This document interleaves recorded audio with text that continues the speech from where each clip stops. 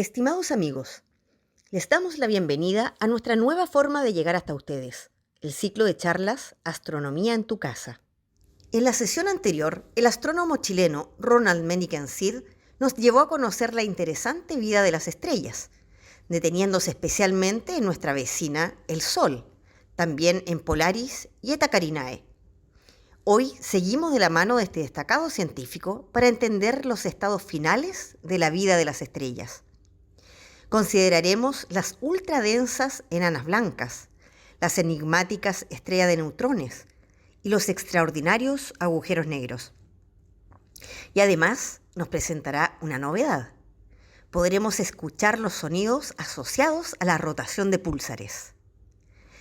Ronald Meniken es actualmente el director de investigación y creación artística de la Universidad de Concepción, además de académico del Departamento de Astronomía de esta casa de estudios. Los dejamos cordialmente invitados a suscribirse a nuestro canal de YouTube Proyecto Anillo de Agujeros Negros Supermasivos. Y no olviden que tras la charla continúa la sesión de preguntas. Queden atentos. Quienes somos parte del Proyecto Anillo Agujeros Negros Supermasivos, esperamos que este ciclo sea de su agrado. Hola, ¿qué tal? Hoy veremos una charla acerca de los estados finales de la vida de las estrellas. Así que muchas gracias por su participación. Son eventos muy interesantes los que vamos a revisar y también objetos muy peculiares y exóticos que existen en la naturaleza. Así que les invito a esta charla y espero que se entretengan y disfruten. Bueno, primero que nada, agradecer la invitación del Proyecto Anillo, Agujeros Negros Supermasivos, por la invitación al ciclo de charla Astronomía en tu casa, que es el marco en el cual esta charla está inserta.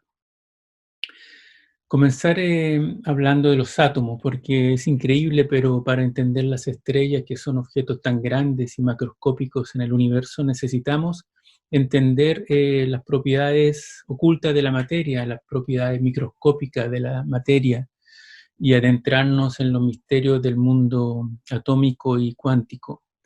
Y recordar a Demócrito que ya en el año 460, 360 a.C., reflexionaba y tenía digresiones filosóficas acerca de la naturaleza del universo, de la materia, del cosmos, y pensaba que estaba compuesto por partículas diminutas denominadas átomos. Bueno, no fue sino hasta muchos siglos más tarde en que realmente se comprobó de que esto era así, y en los siglos, bueno, 18, 19, 20, paulatinamente, por el gran trabajo de los químicos al comienzo y después de los físicos, se fue descubriendo de que realmente la materia está estructurada en base a unidades fundamentales que he dominado, o cuasi fundamentales denominadas átomos, y que se agrupan en moléculas formando los elementos químicos y finalmente son los constituyentes de todo lo que vemos, observamos, aparte de la radiación, por supuesto, que juega un rol importante y que acompaña a la materia en todo lo que observamos en el universo.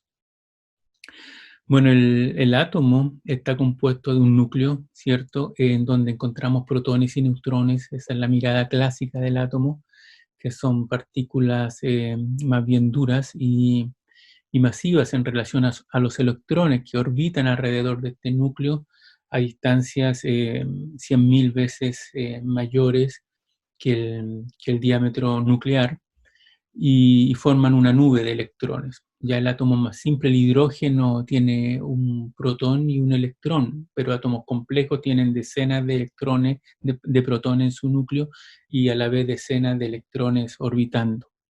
Hoy en día ese modelo clásico de las órbitas de los electrones alrededor de los núcleos atómicos ha dado lugar a una mirada mecánico-cuántica que surge a comienzos del siglo XX en relación a la naturaleza del átomo y del núcleo. Entonces ya no se habla de que los electrones están en órbitas alrededor de del núcleo atómico, sino más bien en nubes de probabilidad, que son las que aquí muestro para el átomo de hidrógeno. Son las funciones de onda de probabilidad para electrones en el átomo de hidrógeno. Y vemos que tienen distintas formas geométricas dependiendo de qué niveles de energía y con qué grado de simetría orbitan este electrón que puede estar alrededor del núcleo atómico del hidrógeno. ¿Ya? Entonces ya se pierde un poco la certidumbre de dónde se encuentra ubicado el electrón, y esto es parte de la naturaleza cuántica de la materia, y se habla entonces de probabilidad de encontrar el electrón en una zona o en otra del átomo. Y bueno, la peculiaridad que tienen, bueno, decir primero que los neutrones son importantes para estabilizar el núcleo atómico. Si nosotros comenzamos a agregar más protones al núcleo atómico, se tornan inestables por la fuerza de repulsión entre cargas positivas, ¿cierto? Que son las cargas que tienen los protones. Entonces los neutrones se empiezan a agregar justamente para darle estabilidad. A pesar de esto, a medida que crece ese núcleo atómico, hay átomos como el uranio, en fin, y otros, que son característicos de mostrar inestabilidades, o sea, el núcleo se torna tan inestable ya que se empiezan a deshacer estos neutrones en protones, electrones y radiación, y son los denominados núcleos atómicos radioactivos o elementos radioactivos, ¿cierto? Y tenemos el uranio, el plutonio y polonio, etcétera, varios elementos que tienen esta naturaleza y, y que tienen su importancia a la hora de explicar ciertos objetos que observamos en el universo a nivel astronómico.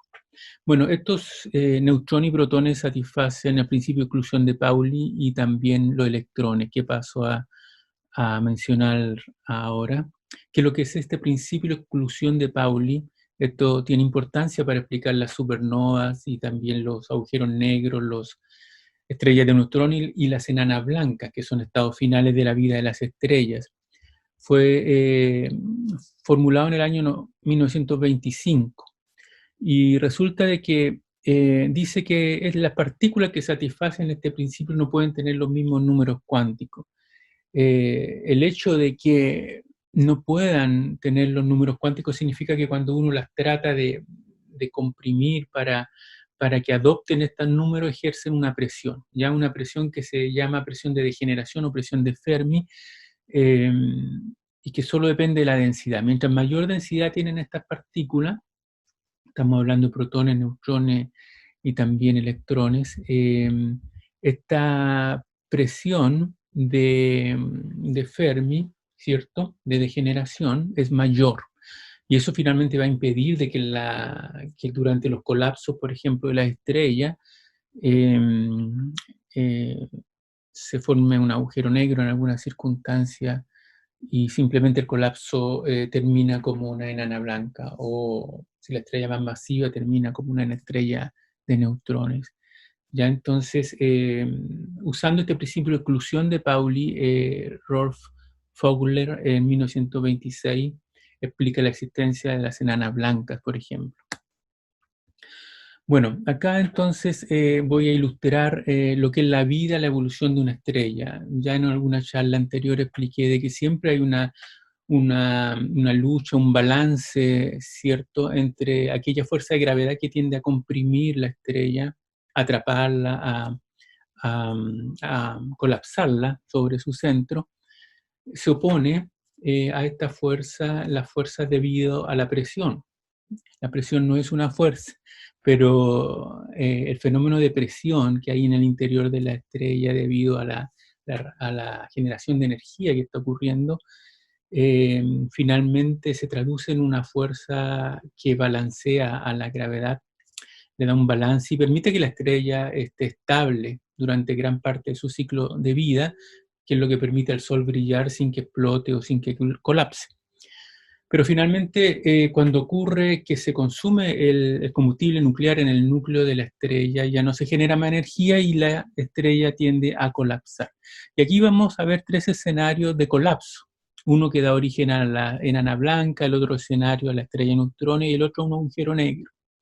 En el caso de la enana blanca, cuando ese núcleo estelar colapsa y tiene menos de 1,4 masas solares, entonces lo que ocurre es que los electrones que ejercen esta presión de degeneración y que están siendo impulsados por el colapso a comprimirse cada vez más, ejercen una presión finalmente que impide que este colapso siga.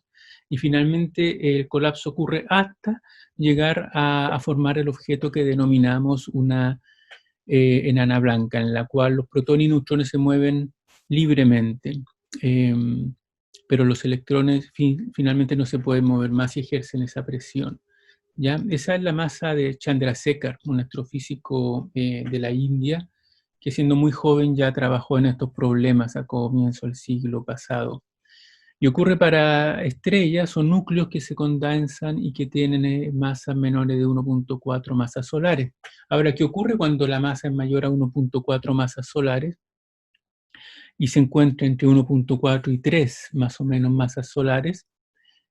Bueno, es lo que observamos en este diagrama central, ¿ya? En este caso, los electrones no pueden ya soportar ese peso, ese colapso gravitacional y se combinan junto con los protones formando neutrones, ¿ya?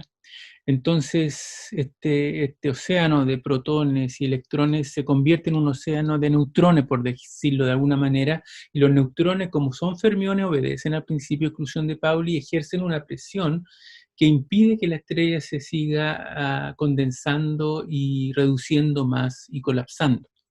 Entonces, finalmente lo que sostiene en este escenario es una estrella de neutrones, ¿ya? Pero ¿qué ocurre si la masa del cuerpo que colapsa es mayor a unas 3 masas solares? Bueno, en ese caso el colapso no se puede evitar. Es la figura que tenemos al lado derecho de este diagrama. En ese caso, ni aún los neutrones con su presión de degeneración puede impedir el colapso de esta estrella y la gravedad gana a la presión de degeneración de los neutrones y finalmente nada impide el colapso y la estrella finalmente se convierte en un agujero negro. Toda la masa de la estrella queda reducida a un punto finalmente del espacio, allí condensada formando lo que se denomina black holes en inglés o agujero negro.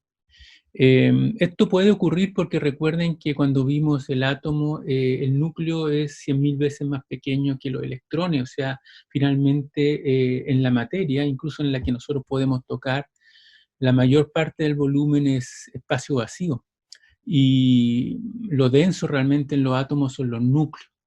Entonces, esto que nosotros observamos que podemos tocar la superficie, por ejemplo, de un computador o de una mesa o de un rostro, es una ilusión. Finalmente, la mayor parte del espacio es vacío y eso permite entonces que ese vacío se haga presente en el colapso de una estrella en un agujero negro. Bueno, sigamos adelante. Y vamos a ir uno por uno explorando estos extraños objetos. Las enanas blancas ya se conocen desde bastante tiempo atrás. Tienen un tamaño similar a la Tierra y una masa similar al Sol. Generalmente tienen una masa a la mitad del Sol o una masa solar, pero la densidad es 200.000 veces la de la Tierra. Y ya explicamos en algún momento que una cuchara de sopa, por ejemplo, de sustancia enana blanca, pesaría una tonelada por centímetro cúbico, eso es más o menos la densidad. Es muy, pero muy denso este material de las enanas blancas. Ahora, una enana blanca famosa es la que acompaña a la estrella más brillante del firmamento, a Sirio. Entonces, la estrella que podemos observar se denomina Sirio A y la estrella que no podemos observar se denomina Sirio B. Y lo que observamos acá es el camino en el cielo a través de los años, la trayectoria que sigue Sirio A. Entonces los telescopios observan Sirio A desde 1910 hasta 1990 y pueden trazar en el cielo el desplazamiento de la estrella visible y debido a la perturbación o a a la oscilación de ese desplazamiento a través de los años, se puede inferir de que existe una estrella compañera, una estrella no visible. Recuerden que las enanas blancas son muy poco luminosas, que tienen una luminosidad cientos de veces menor que la del Sol, y bueno, y que son muy pequeñas también, el tamaño de la Tierra. Entonces Sirio B es una de las enanas blancas, digamos, materia más conocida y que consiste de materia degenerada, ¿ya? También acá muestro algunas propiedades de Sirio A y Sirio B. Mientras Sirio A, que es la estrella visible, tiene 10.000 grados de temperatura, es una estrella blanquecina, un radio 1,7 veces el radio solar y una masa 2 veces la masa del Sol y una luminosidad 25 veces solares. Sirio B, que es la estrella que no se ve, tiene 25.000 grados, es más caliente. Un radio, un tamaño de casi un centésimo, ¿ya?, del radio solar, una masa de una masa del Sol prácticamente 0,98 y una luminosidad de 0,026 luminosidades solares. Se encuentran ambas en un sistema ligado gravitacionalmente a 8,6 años luz de la Tierra. Entonces, fue importante Sirio, una nota histórica para los egipcios, que de alguna manera Sirio y su aparición en el firmamento regulaba el calendario de siembras, de cosechas en la región del Nilo, que era gobernada por los faraones en el antiguo Egipto. Bueno, las estrellas a veces son dobles, son binarias como la que acabo de mostrar, pero no siempre tienen una de las componentes, una estrella degenerada como Sirio, ya con su enana blanca. Otras veces son dos estrellas supergigantes las que forman un par ligado gravitacionalmente. Aquí quiero mostrar una animación que muestra BFTS 352, que es una estrella doble masiva, la más masiva, hasta hace unos años atrás por lo menos era así, y que están en contacto. Las estrellas, quiero mostrar acá, que a veces transfieren material una a la otra e incluso pueden llegar a estar en contacto a través de un cuello de gas, como el caso de esta supergigante azul. Se encuentra a 160.000 años luz de la Tierra, la nube grande Magallanes. Bueno, esto muestra en forma bastante didáctica que se altera la evolución de la estrella desde el momento en que transfieren parte de su material, ya no siguen ruta evolutiva independiente, sino que están ligadas una a la otra y pueden ocurrir cosas extraordinarias como las que veremos a continuación. Bueno, una posibilidad entonces que estas estrellas binarias tengan una componente compacta. Una componente compacta significa que puede ser agujero negro, estrella de neutrones o bien enana blanca. Y aquí mostramos varias ilustraciones hechas por artistas, que por lo demás los artistas tienen la gracia de traer a nuestra mirada y hacer visibles fenómenos que son invisibles, que finalmente solo comprendemos y estudiamos a través de instrumentación y a través de análisis teórico, pero que nadie ve. Nadie está tan cerca de estos objetos como para verlo como un artista los puede ilustrar e imaginar. Ahora, la gracia es cuando el artista trabaja juntamente con el teórico y el científico para que esa ilustración sea lo más cercana a la realidad posible, lo que ocurre, por ejemplo, en la confección de la película Interstellar, ¿ya?, en donde los artistas cinematográficos trabajaron con físicos teóricos para dar la mejor representación posible de un viaje a un agujero negro. Bueno, en este caso estoy mostrando acá estrellas gigantes que transfieren su material a enana blanca a través de chorros de gas, a través de chorros muy delgados, muy angostos, que se ven en estas diapositivas, en estas ilustraciones, de gas, y se están deshaciendo estas estrellas hacia la enana blanca. Pero en algunos casos, por ejemplo, arriba a la derecha, esa figura azul, el chorro de gas no impacta directamente a la enana blanca, sino que orbita alrededor de ella formando lo que se llama un disco de acrecentamiento, o accretion disk en inglés. Entonces ese disco de gas va almacenando ahí energía potencial gravitatoria, ¿ya? y va colapsando lentamente, debido a la viscosidad que hay entre las partículas de gas, entre ellas, hacia la enana blanca. Ese es un escenario posible que ocurre en estos casos, que son los casos de sistemas binarios cercanos, se denominan con componentes degenerados, en donde no hay campo magnético en la enana blanca. Pero fíjense ustedes que tenemos otro caso acá en el panel intermedio izquierdo. Ya estamos viendo el panel intermedio, el más izquierdo, en la pantalla, en donde el material no forma un disco, sino que más bien el chorro se va desenvolviendo o va entregando su material a un anillo de gas, y ese anillo de gas, desde ese anillo salen cortinas de gas hacia la estrella blanca enana. Y esto ocurre en estos casos porque la enana blanca tiene un campo magnético. Entonces, finalmente, el campo magnético impide que se forme un disco de gas alrededor, y lo que ocurre es que ese campo magnético absorbe o transfiere material del anillo hacia los polos magnéticos de la enana blanca, como ocurre como se ilustra en esta figura, ¿ya? Entonces, dependiendo si es magnética o no la enana blanca, en estos casos tendremos un disco de acrecentamiento totalmente formado, como ocurre en las novas enanas, o un disco a medio formar, un anillo, como ocurre en las estrellas de Hércules, que son cataclísmicas, se denominan, y ya voy a explicar por qué esa denominación de cataclísmicas en estos casos. O las IP, intermedias polares intermedias, que también son parte de esta familia de objetos de sistemas binarios cercanos con componentes degenerados, o componentes compactos también se denominan. Y aquí observamos el efecto, entonces, que se produce en el brillo de uno de estos sistemas, ¿ya? En este sistema que se llama RSO Fucus, lo que ocurre es que este material que está siendo depositado desde una estrella sobre la superficie de la otra alcanza a veces temperaturas tan altas como 10 millones de grados, como las temperaturas que se encuentran en el centro de las estrellas. Y ustedes saben ya lo que ocurre en el centro de las estrellas.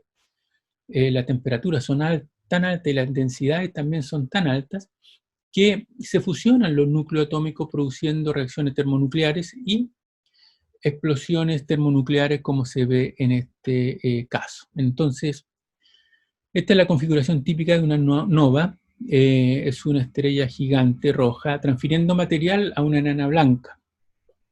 Ese material se acumula en la superficie hasta que en el borde de la superficie, en el fondo, la temperatura es tan alta que incendia o desencadena una reacción termonuclear. Cuando se desencadena la reacción termonuclear, se produce una explosión termonuclear, que es una explosión de tipo nova. Y lo que observamos aquí arriba en el diagrama superior es la curva de luz, es el brillo de la estrella versus el tiempo. Ya el tiempo está medido en día juliano abajo, pero arriba se muestran los años. Desde 1975 hasta el año 2000 ocurren, 1, 2, 3, 4, 5, 6, 7, 8 erupciones termonucleares en la superficie de esta estrella. Eso justamente se explica por el acúmulo de material en la superficie de la enana blanca, ¿ya? Que ocurre periódicamente. Recordemos que esta transferencia de masa está permanentemente alimentando la superficie de la enana blanca con material nuevo. Bueno, los neutrones, que son otras partículas, ¿cierto?, de las que ya hemos hablado un poco, fueron descubiertos en 1932 solamente por James Chadwick. Lo llevó al premio Nobel en el año 35, este descubrimiento. Son partículas bastante masivas, 1800 veces más masivas que el electrón, y no tienen carga eléctrica. Existen en los núcleos atómicos y son fermión, y también satisfacen el principio de exclusión de Pauli. Una estrella de neutrón se vería así comparado con la isla de con Vancouver, perdón, que es una localidad en Estados Unidos, en Canadá creo que está Vancouver. Bueno, entonces la estrella de neutrones es bastante grande, pero bastante menor que la Tierra. Ustedes pueden observar que una estrella de neutrones es más pequeña que una enana blanca, que era el tamaño de nuestra Tierra, la enana blanca. La estrella de neutrones tiene simplemente kilómetros de diámetro, ¿ya? Y se sostiene por presión de generación de neutrones, como ya expliqué, y la densidad es 1000 millones de veces mayor que la enana blanca, o sea, es súper densa. Estamos hablando de 1.000 millones de toneladas por centímetro cúbico, algo inimaginable y que por supuesto nada en nuestro planeta ni en nuestra vida diaria tiene una densidad de ese orden de magnitud, ¿ya? Pero ahí vemos una ilustración de lo que sería una estrella de neutrones. Bueno, las estrellas de neutrones nos llevan a los objetos pulsares, que son bastante interesantes, ¿ya? Porque las estrellas de neutrones se forman por el colapso, ya dije, de estrellas masivas, y a veces esas estrellas masivas cuando colapsan explotan como supernovas. Pero lo que queda dentro es una estrella de neutrones que rota muy rápido, lo que queda de la explosión de algunas supernovas, ¿ya? Y resulta que en 1967, o sea, bastante recientemente en la historia de la ciencia, ¿no es cierto?, en la humanidad, apuntando por radiotelescopio a algunos lugares del espacio se detectaron señales regulares, pulsos de radiación en ondas de radio, uno cada 1.377 segundos, 1,3 segundos, ¿ya? Fue hecho esta detección por una estudiante de doctorado, Jocelyn Bell. Entonces, al principio era muy misterioso, estos pulsos dio lugar a, por supuesto, conjetura en la literatura, más que nada en los medios de comunicación, si habría interferencia, inteligencia extraterrestre aquí operando, o sería ya algo más simple de explicar, como por supuesto el científico pensaría, una explicación más sencilla, una interferencia terrestre, ¿ya? De alguna emisora terrestre o algún fenómeno relacionado con la atmósfera que estuviera produciendo estos pulsares. Finalmente, se descubrió que estos pulsos vienen de remanentes de supernova. Acá vemos la supernova, el remanente supernova del Cangrejo, que es lo que quedó de la explosión de una estrella. Eyectó su atmósfera al espacio, pero su núcleo se comprimió y se colapsó hasta formar una estrella de neutrones que quedó orbitando muy rápido sobre sí misma. Ya este es uno de los pocos pulsares, porque así se llama este objeto, un pulsar, que emite también en radiación visible. Aquí a la derecha vemos una serie de imágenes tomadas a este pulsar, que va mostrando cómo aparece y desaparece el objeto en el tiempo a medida que los pulsos van aconteciendo. Entonces es muy interesante cómo a partir de esa fecha, de ese descubrimiento, comenzaron a descubrirse más y más pulsares, y hoy más de 1.000 o 2.000 se conocen. Y bueno, esta bailarina nos muestra por qué giran tan rápido estos pulsares, porque hay del orden de milisegundos. Imagínense, no sé, 750 veces orbitan en un segundo, o sea, dan vueltas sobre sí mismo 750 veces en un segundo, es cualquier cantidad, es enorme eso, de rápido, enorme de rápido. ¿Y por qué acontece esto? Bueno, es el más rápido, creo que el que estoy mencionando. Hay otro un poquito más lento, pero no dejan de ser rápido para estrellas de kilómetros de diámetro. Y aquí vemos el ejemplo de la bailarina. La bailarina da vueltas sobre sí misma más lento cuando tiene los brazos extendidos, pero una vez que ella cierra sus brazos sobre sí misma y cierra sus piernas, también gira mucho, pero mucho más rápido. Eso se da mucho en los patinadores, ese efecto y ese recurso para su arte. Bueno, esto es conservación del momento angular. Entonces lo mismo ocurre con la estrella. Mientras sea muy grande, la estrella puede rotar a cierta velocidad angular, pero cuando la estrella colapsa sobre sí misma, ocurre un símil con esto, conserva el momento angular, esa es la razón física, disminuye lo que es su momento de inercia y finalmente queda rotando a velocidades muy pero muy altas. Entonces un principio físico que explica la rotación de los patinadores es el mismo principio físico que explica por qué los pulsares rotan tan pero tan rápido. Conservación del momento angular. Bueno, el modelo ahora que existe para explicar los pulsares es el modelo del faro, ya se lo debemos a Tommy Gold, 1920-2004, y que consiste entonces de una estrella de neutrones que gira sobre sí misma rápidamente, emitiendo pulsos de radiación por sus polos, que están aquí ilustrados en esos conos de radiación, pero la estrella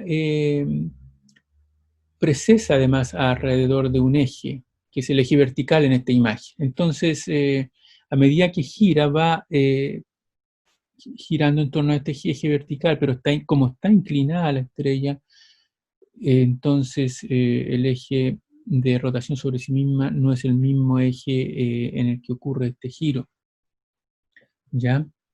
Y eso va produciendo, imagínense usted que nuestra Tierra estuviera arriba a la derecha de esta imagen, solamente cuando ese cono pasa, porque este cono va girando también con el objeto, con la estrella de neutrón. Entonces, cuando ese cono pasa por la dirección en que se encuentra nuestro planeta, detectamos la señal, detectamos el pulso de radiación, ¿ya? Entonces, este modelo explica a los pulsares. Y lo que se observa en verde acá son la magnetósfera, es una estrella altamente magnetizada, y son los campos magnéticos lo que se tratan de ilustrar acá con estas cascarones verdes que se observan alrededor de la estrella de neutrones. Se conocen más de 2000 de ellos. Una de las estrellas de neutrones en pares binarios más famoso es lo que se llama el pulsar binario, y consiste de un par de estrellas de neutrones que orbitan cada 7,7 horas alrededor de su centro de gravedad. Una de las estrellas de neutrones tiene 1,4 veces la masa del Sol y la otra 1,39 veces la masa solar. Son bastante similares en masa. Y una está bastante magnetizada, una de ellas es el pulsar, ya propiamente tal, que tiene un periodo de 59 milisegundos. O sea, cada 59 milisegundos se observa este pulso en nuestro planeta, así lo detectamos. Bueno, es muy interesante porque están tan cerca una de la otra que van emitiendo también radiación gravitacional, y puede ser un test para la teoría de la gravedad de Einstein. Y de hecho así fue por muchos años, el hecho de que el periodo de esta estrella va disminuyendo en el tiempo. Significa que algo va extrayendo energía de este sistema. Y lo que va extrayendo energía de este sistema es la emisión de ondas gravitacionales. Y se pudo entonces comprobar de que lo que era esperado por la teoría de gravedad de Einstein se cumplía con este pulsar binario. ¿Ya? Fue descubierto en el año 74 en el Observatorio Arecibo por Taylor and Hulse, y le valió el premio Nobel en el año 93. La estrella de neutrones gira 17 veces por segundo sobre su eje. Y el tiempo de llegada de los pulsos se acorta y se alarga en un periodo de 7,75 horas, que es el periodo orbital de las dos estrellas de neutrones.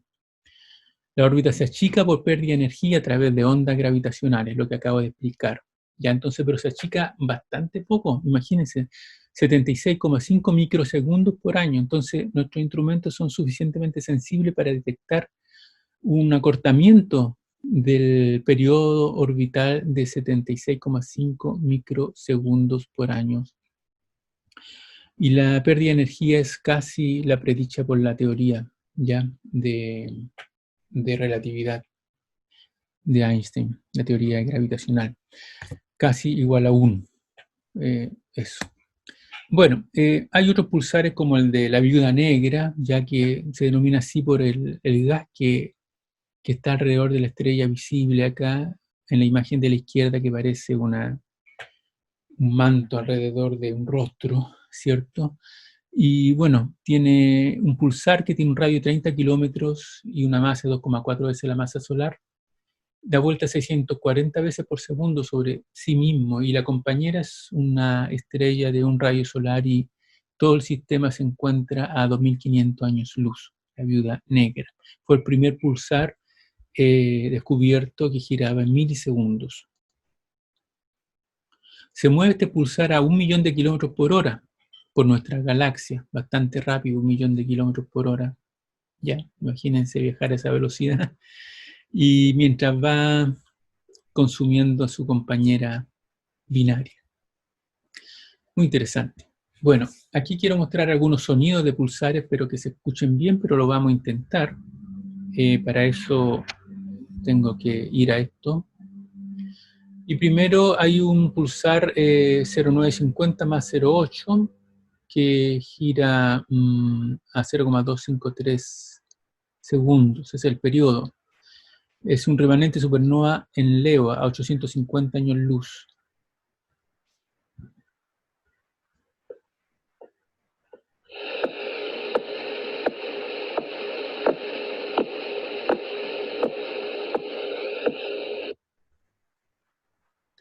El segundo es pulsar 0329 más 54 a 3460 años luz.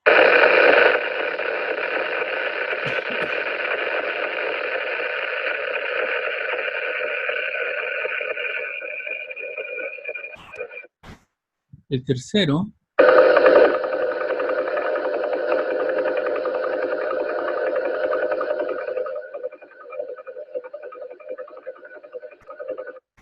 es el pulsar de Vela, que se encuentra a 936 años luz y tiene un periodo de 0,098 segundos.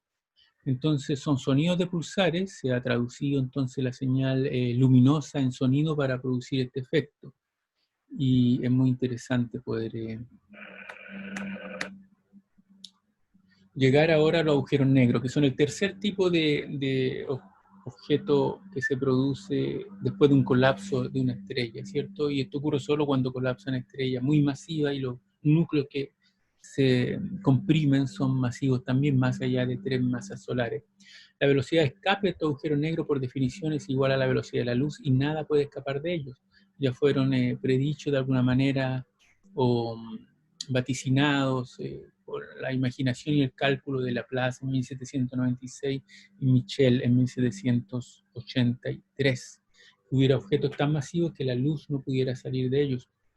Y fueron predichos también por la teoría general de la relatividad de Einstein, los agujeros negros. Y hay agujeros negros de dos tipos, básicamente. Aquí mostramos un tipo intermedio también, pero los extremos son un agujero negro supermasivo, ¿ya? En donde 17 soles se pueden ubicar en línea, cubriendo el total volumen de este agujero negro supermasivo. Se encuentran en el centro de muchas galaxias. Ya son 4 millones de masas solares las que caben acá y son 24 millones de kilómetros el tamaño de estos agujeros negros supermasivos. Bueno, en el otro extremo tenemos los agujeros negros de masas estelares. 10 masas solares caben en estos agujeros negros que tienen un tamaño de 60 kilómetros, tamaño de la isla de Rhode Island. ¿Ya? Intermedio tenemos aquellos que tienen 10.000 masas solares y tienen un tamaño de 60.000 kilómetros, es decir, casi 5 tierras se pueden ubicar una al lado de la otra para cubrirlos. Entonces, dependiendo del cuerpo que colapsa, de lo cuán masivo del cuerpo que colapsa, uno puede formar agujeros negros de masa estelar o masa intermedia o masa supermasiva, ¿ya? Y estos tres tipos de agujeros se observan realmente en el universo. Son objetos bastante peculiares y el primero en ser descubierto estuvo en la constelación del Cisne, ¿ya? Fue descubierto por rayos X. Los rayos X fueron detectados en un cohete Aerobee de la NASA en el año 1964. Entonces, se encuentra a 8.000 años luz de nosotros. En la constelación del Cisne se puede observar desde el hemisferio norte, no desde el hemisferio sur. Se encuentra una declinación un poco más de 30 grados. Y consiste en un agujero negro 16 veces más la masa del Sol y una compañera, ya, de nuevo un sistema binario ligado gravitacionalmente, una compañera supergigante azul, que tiene un radio 30 veces el rayo solar, 30 veces la masa solar y 400.000 veces la luminosidad del Sol. Bueno, esta compañía está transfiriendo masa al agujero negro y forma un disco de gas alrededor. Muchos preguntan por qué se observa un agujero negro si es negro. Y es una excelente pregunta.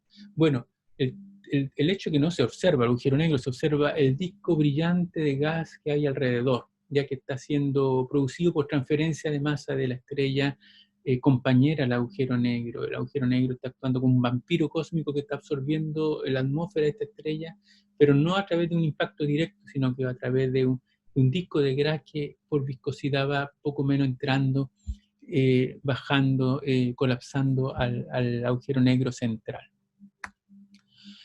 Bueno, esto simplemente son comparaciones, el diagrama de abajo entre el tamaño de la enana blanca al tamaño del Sol y al tamaño de la estrella de neutrones y al tamaño del agujero negro. El agujero negro, lo que se mide finalmente es un espacio alrededor, un volumen que se llama el volumen definido por un radio Schwarzschild, que es un radio que es lo que se puede medir aquí a través de la masa del agujero negro, la velocidad de la luz C y G, la constante gravitacional de gravedad, de gravitación universal.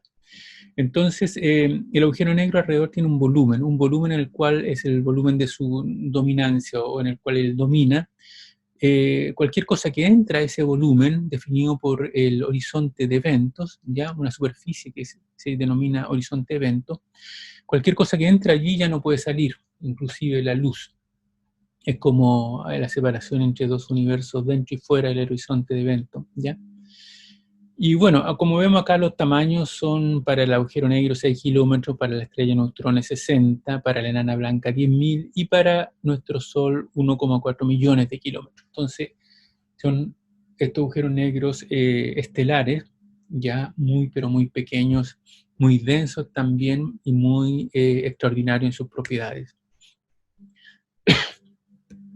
En Cygnus X1 el agujero negro orbita cada 5,6 días alrededor de la estrella supergigante azul, que tiene 31.000 grados de temperatura, la estrella. La masa de la estrella es 30 masas solares.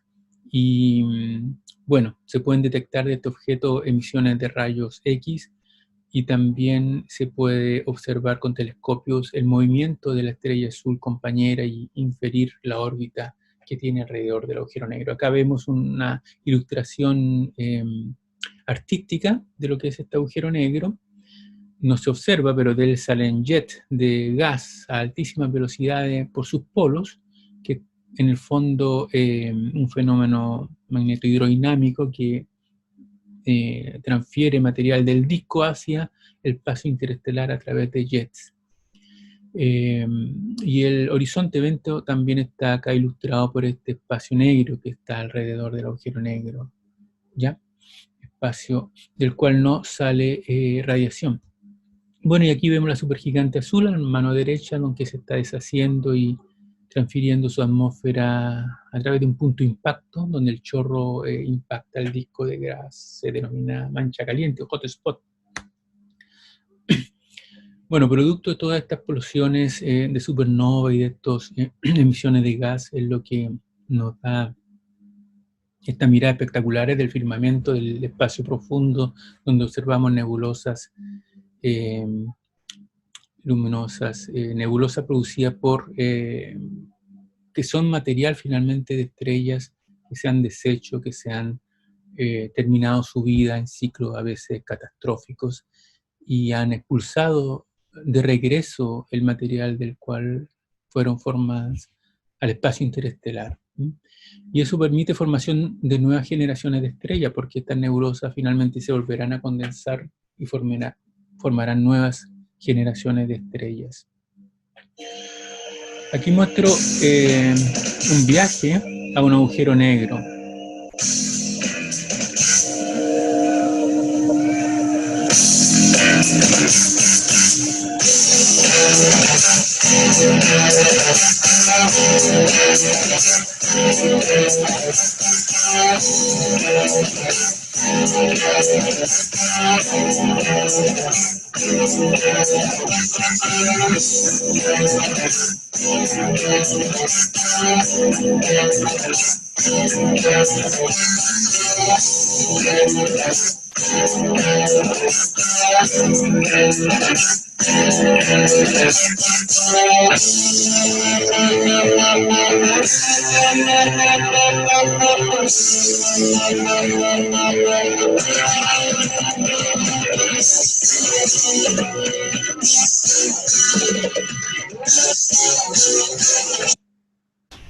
Bueno, es una banda de rock con nombre Rush y el tema se llama Cygnus X1. Ellos se inspiraron en este primer agujero negro descubierto, del cual les he estado hablando, y imaginaron en su música un viaje de una tripulación hacia ese agujero negro, y finalmente algún artista audiovisual realizó estas simulaciones y estas imágenes que acabamos de ver, ¿ya?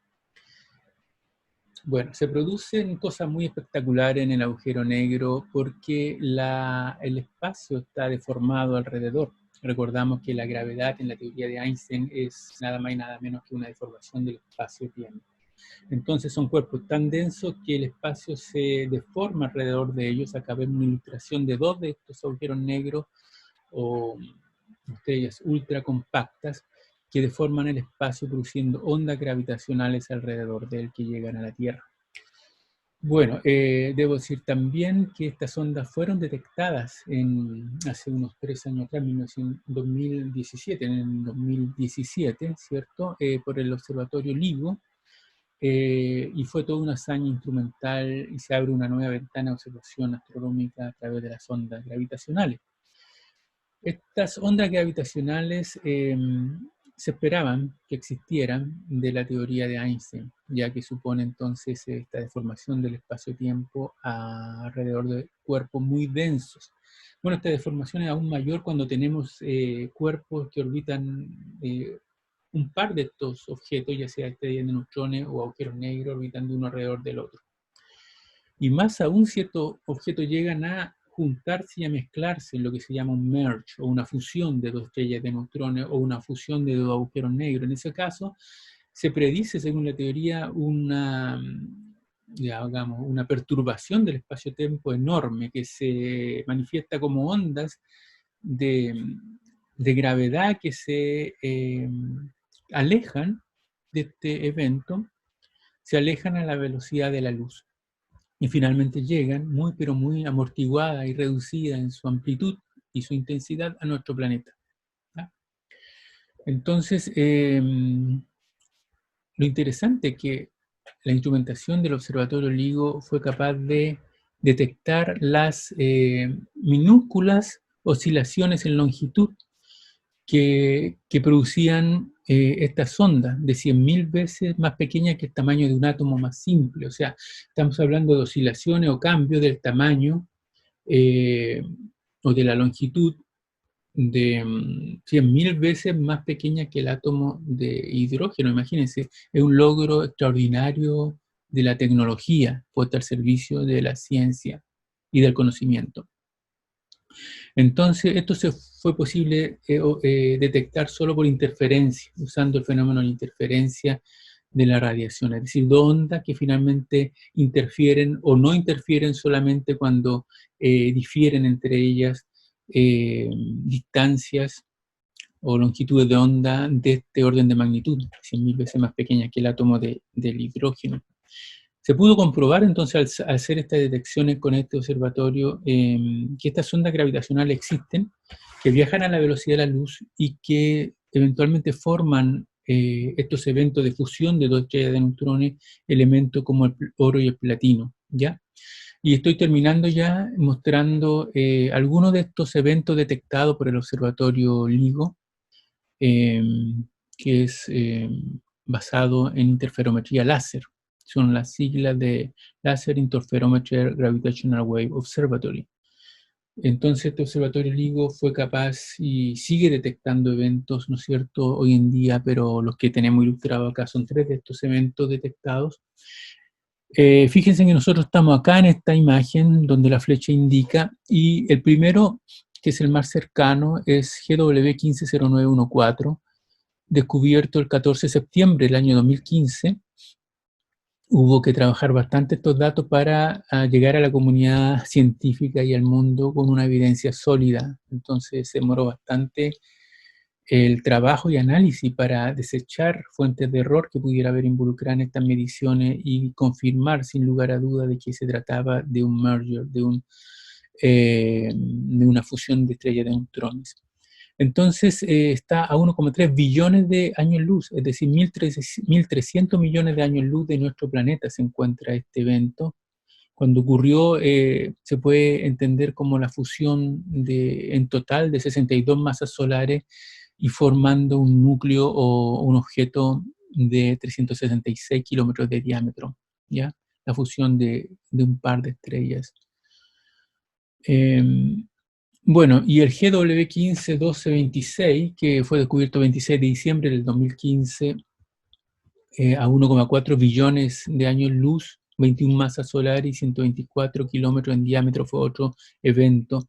Y el más lejano, que está acá mostrado por esta ilustración, es GW170104, que fue descubierto el 4 de enero del 2017. Se encuentra a 3 billones de años luz de nuestro planeta, 3.000 millones de años luz. 49 masas solares fue lo que colapsó, y colapsó estas 49 masas solares 289 veces, 289 kilómetros en ese espacio, ¿ya? Como la distancia de Concepción Talca, un poquito más o menos. Bueno, las masas solares que estamos mencionando acá corresponden a 1,99 por 10 a 30 kilogramos. Eso es una masa solar. Bueno, entonces se siguen descubriendo estos eventos, y acá hay una simulación de una mezcla, un merger.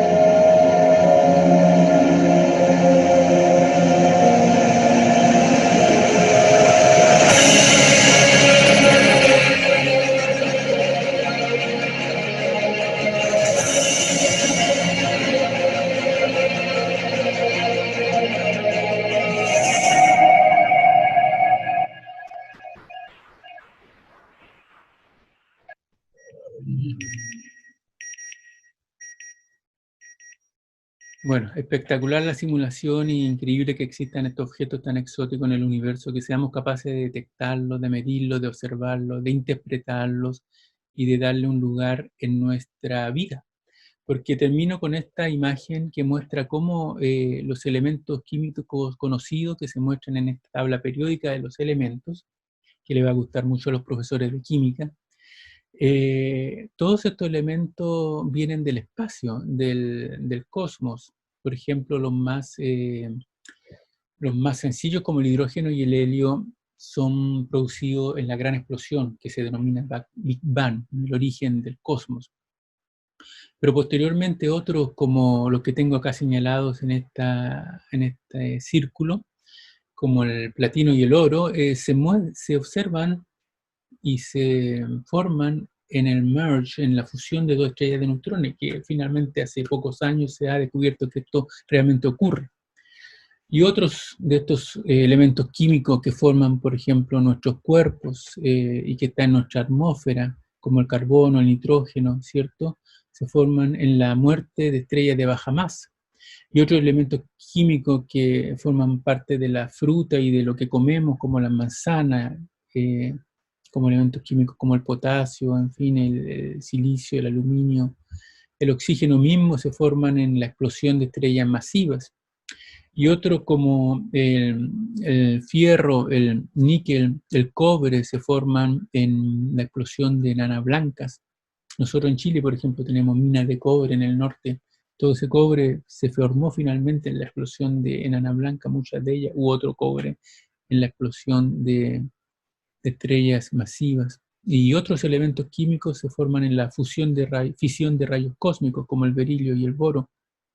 Entonces sí tenemos una conexión con el cosmos, y es apasionante tratar de entender esta conexión y seguir explorando, ya que quedan muchas interrogantes todavía por responder, y no sabemos a dónde nos va a llevar esta aventura de conocer y de saber, que es una aventura que bien vale la pena emprender, comunicar a las nuevas generaciones, y que muchos de ellos valoren lo que la ciencia está realizando a través de este aprendizaje que involucra a mucha gente, muchas razas, etnias, muchas culturas diferentes, y que están motivadas por entender, aprender y contribuir de esta manera al bienestar de la humanidad y a la prosperidad de todos nosotros. Entonces, con esa última reflexión quiero terminar, agradeciendo también a la Vicerrectoría de Investigación y Desarrollo de la Universidad de Concepción, de la cual formo parte y en la cual trabajo, al Departamento de Astronomía de la Universidad de Concepción, que es mi departamento en el cual estoy afiliado, al proyecto Fondesit 119621, que financia parte de mi investigación científica y también este tipo de eventos de difusión, a la Bienal Concepción Arte Ciencia, la cual formo parte, y en la cual con otros colegas estamos involucrados en la conexión entre la ciencia y el arte en varias actividades, y a la Fundación Chilena Astronomía, FUCHAS, en la cual soy colaborador, y la cual me ha permitido también hacer difusión de esta charla a la comunidad que está interesada en el espacio, el cosmos y la astronomía. Así que muchas gracias y hasta la próxima. Ojo que viene una sesión de preguntas y respuestas. Chao, chao, nos vemos.